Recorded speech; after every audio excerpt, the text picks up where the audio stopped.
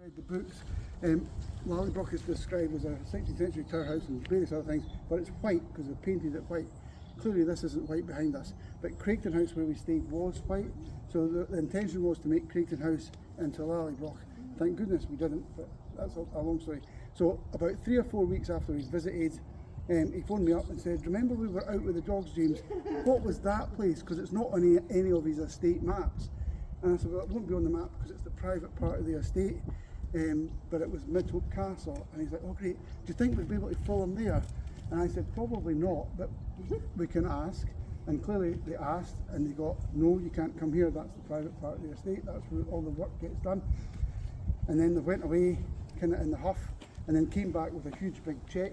And my family went, oh, of course, in you come. So for the first time in all of the estate, I mean there's been many things over the years filmed in and around the estate, but for the very first time they allowed filming here. So quite a long story, but the family came here in 1678 to stay in the house. They then were building Hopeton House where you're going later, but it's like this grand palace, like Buckingham Palace, but slightly more grand and a wee bit nicer. And they moved out of Midhope Castle here by about 1705, 1707 into the big house. So really from the early 1700s right up until the last family left the castle here, which was 1962, this was used for all the servants and grooms and foresters and gardeners and gamekeepers and their families, and the pensioners came to stay here. And then when the families left the castle and it became ruined, it was a farmyard, but it was a special farmyard because it ran everything that the big house did. So we had a barbecue business, a fireworks factory, the gamekeeper was here, it was forestry. So they wanted to keep it private. Outlander came, and we assumed at the beginning it was going to be a one-off. They come and do a show, they go away, and they've got lots of money. They're like, yeah, that's great. And of course, it was like, well, maybe we're going to come back again. Could we come back again? And they ended up with an 8-year contract to come and do lots of seasons. It ended up being 10 years, and as part of that contract, we were obliged to try and keep the castle and the grounds as similar as we possibly could. So within 10 years, we were forced to kind of move all the farming stuff away, and lots of trees and things were getting dying, and maintenance was getting down, but they wanted the grass long and they wanted the trees and everything the same. So last September was the finish of season 8 contract, and since then we've basically zoomed on as much as possible to try and restore the castle and repair it as much as we possibly can. So you'll notice there's lots of trees that are different now, there's walls being built all around us, and we're doing it exactly as it would have been in 1690, which was the last time the house was renovated. So it's quite a big undertaking, but hopefully in a couple of years' time the house will be restored and we'll be able to use it for stuff, which is going to be fantastic. But like everything else, they use the courtyard and everything is physically built, so there's very little CGI used in the house. It's mainly just Ian's leg. There's a little green sock, so he's got a false leg. But the house itself is 3 sections. So the oldest part of the house is on the left from 1458. The middle bit is 1582 and the end bit is 1690.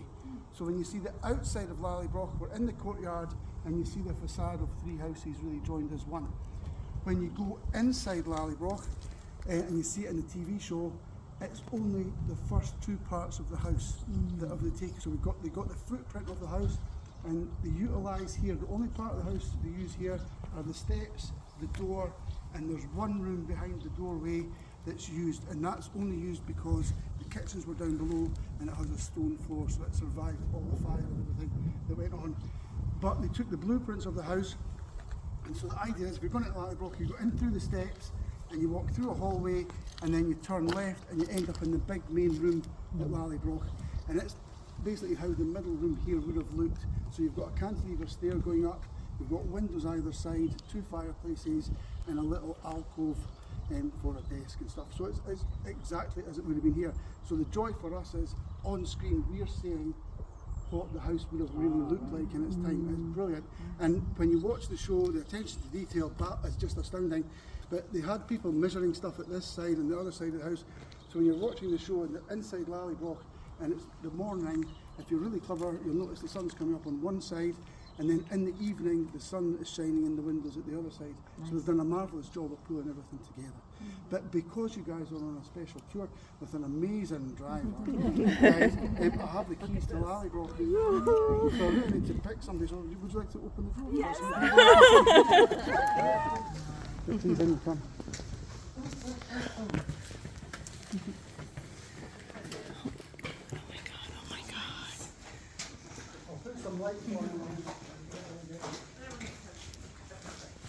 I had this stand up. I had to get rid of it because it kept scaring me. Kept scaring you? Yeah, I kept looking over my shoulder and I'm like, oh. Actors required on the top step, they make the top step bigger. Yes. So they take 2 steps away and it becomes a bigger platform for more people to be on it. So it's really clever, but you don't notice it at all. No, you just don't notice it. no. And in the castle itself, because it's quite in a derelict state, it was the fallen guys that put the wooden partition roof up here, and we kind of opened it up so people could see. But that was simply to stop Sam being killed. He could be walking in, somebody could land on his head. We wouldn't want that. So that's why that's there. And it's only this year we've been able to let people in to the castle because it was deemed really unsafe. I had a huge argument and said they were filming in here and they're worth a lot more than me. Yeah. And it was okay for them. So we managed to get permission to open up. So we do it occasionally during the day, and we've brought stuff in here that we've managed to collect over the years. So the table in the middle, for example, comes from season 1 in the show, and it was outside in the courtyard, one of the tables. We've got some scripts. We've got Brianna's snowdrops, so we kind of gave us when she was talking to Brian outside the Ducat in season 7. She was holding the snowdrops, and again a wee stool from season 7. On the back wall, we've got examples of how they put the stuff together, and they do come and build Lallybroch. They put a stable block down the roadway, and they build in the courtyard, but it's all proper wood, so it's real solid wood, made to look old and stuff like that. So it's really clever. Keep outside from the 1980s Ducat, where Jem was hiding. So again, quite happy with pictures and videos, whatever. Don't worry about it. It's real, but it's completely pretend. Yeah. It's really from season 1 all the way through to season 7, when they were coming in and out of Lallybroch. They were coming in and out this real building, and it's properly built, so it's real wood, and they create a structure and they design it, and you can see the pretend doors on the other side. When we're looking at it from the other side, it's simply a giant Lego kit or jigsaw, but they have pretend boards, and they'll simply come, put it all together, and when they're finished, they're taking it all away again. But it's just a sheet of wood. But it looks amazing from the other side. It's really well done. Nice. So that's how the only